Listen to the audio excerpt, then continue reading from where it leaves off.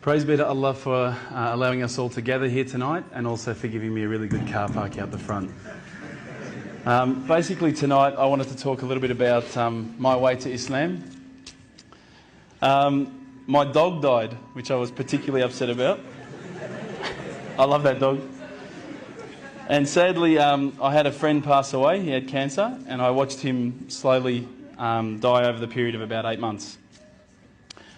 I think at that stage I started to think to myself, is this really all there is? Is this all there is to life? We're born, we eat, watch TV, die, that's it? I was pretty unsatisfied with that explanation, so I guess I started a holy quest, and I started thinking, I'm going to find out for myself what the real truth is, the truth for myself anyway. So I went and spoke to my friend, this religious Christian friend of mine, and I said, look, I've investigated all the religions and I can't find what I'm looking for. And he said to me, well, what have you investigated? And I said, oh, well, look, I've investigated Christianity, I've investigated this ism, all the isms. And he said to me, you've actually missed out one. I said, no, I don't think so. I think I pretty much covered everything. He goes, well, what about Islam? And I went, Islam? Okay. Mate, they're terrorists. I'm not going to investigate Islam. They're crazy, no way, you know. But lo and behold, alhamdulillah, I found myself walking into Preston Mosque one day. I was very nervous parking my car in the car park. I thought it might explode. I walked in through the doors. I looked around. There was hardly anyone around. I thought, good. I walked straight across the prayer rug with my shoes on. I walked straight past the brother praying. As he went into sujood, I almost stepped on his head. I had no idea, right? I walk across and I stopped. Abu Hamza came out of a door. That's the brother who just introduced us before, Samir. And I thought, this is it. I'm about to die.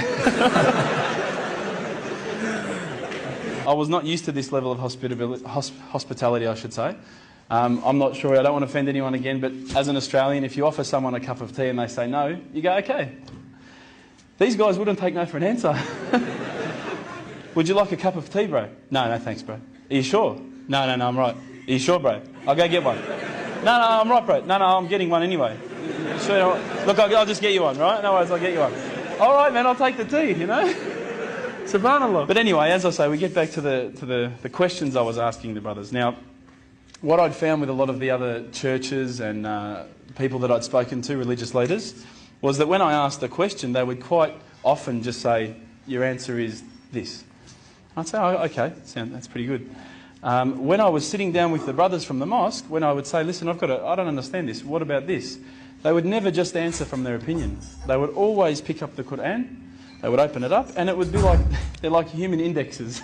They would just, bang, page 142, read this. And I would read it and I would go, wow, that's beautiful. And I would say, look, you know, where's all this part about killing people and blowing up cars? And I don't see that. Is it somewhere towards the back that I haven't read it yet? You know, I can't find it. You know, I haven't quite gotten up to that bit yet. And they said, no, we'll talk to you about what we know and then we'll tell you what the media says. Now, but they really cared, and I could see it in their eyes that it wasn't something like, you know, if you go to a church, you need to donate, or, you know, we're looking for money from you. These guys really cared, and it intrigued me. I thought, how can they care so much about something? It blew me away. So I kept on asking questions, and it's very difficult from an outside point of view to think, okay, the scarf, or okay, the beard, or okay, the kebab, okay, the abaya, whatever. But once you start actually looking inside the religion, working as a whole unit, as in implementing every step of the way, it starts to make sense. And it started to make sense. One night, I was sitting at home. Now, I apologise to some people who may have heard this story. It's called the candle story. I was sitting at home and I thought to myself, I want to be, you know, one with myself again. I want to get closer to Allah. So I lit a candle. I opened the window. I had the blinds drawn. It was a nice night, a bit warm, you know. I thought, this is about as spiritual as it gets, you know, a candle. The Quran.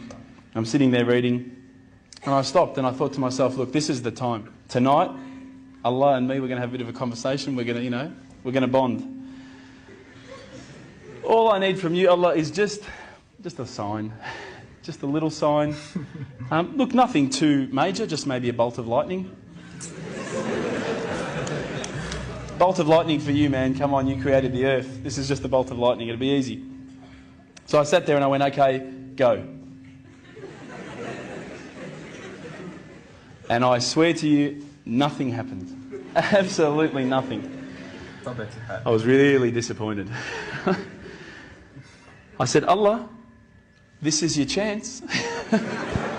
I'm here, I'm asking you. Where's my sign? So I thought, look, I'll keep reading Quran and I'll talk to the brothers. I'll say that I spoke to Allah and He didn't answer me. Didn't even get an answering machine, nothing. So I turned the Quran, turned to the next page where I'd finished off. SubhanAllah, the very next verse that I read, for those of you who ask for signs, have we not shown you enough already? Look around you at the skies, the stars, land, the oceans. These are the signs for the people of knowledge. SubhanAllah, straight away my whole world changed. I was staring at the Quran, I was just in shock. I couldn't believe that I'd been so arrogant to ask for my own specific sign when the signs had been around me all the time. There's a creator because there's a creation. So I closed the Quran, I had the best night's sleep, I got to tell you. I went straight to the mosque the next day. Alhamdulillah, Abu Hamza was there again.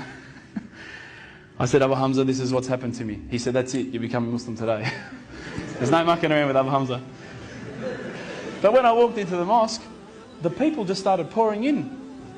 And I went, SubhanAllah, look at this religion. You know, I've been to churches where there's, 20 people, 30 people, 50 people. There was about 1,000 people that night. And I thought, this is amazing. This religion is truly the religion of choice. And then I found out it was the first night of Ramadan. The good old Ramadan Muslims. But still, it was nice. Started to say the words, and all the fear went out of my body and out of my heart. Ashhadu an la ilaha illallah wa ashhadu an Muhammadan Rasulullah. And I felt like a shower had been turned on and my whole body had been flushed clean. And trust me, I needed to be flushed clean. I was standing up there. All the brothers started yelling out, Takbir, Allahu Akbar. I thought I'd done something wrong. So I stood back a bit and they started coming towards me and I thought, oh no. I'm pretty sure I said what he said. And they started hugging me and kissing me. Now, I had never been hugged and kissed by that many men in my life.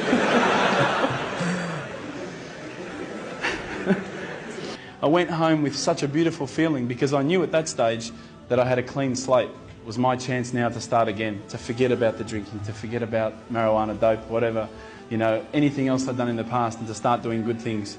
If you haven't felt the feeling that I'm talking about, I sincerely hope it happens to you at one stage in your life.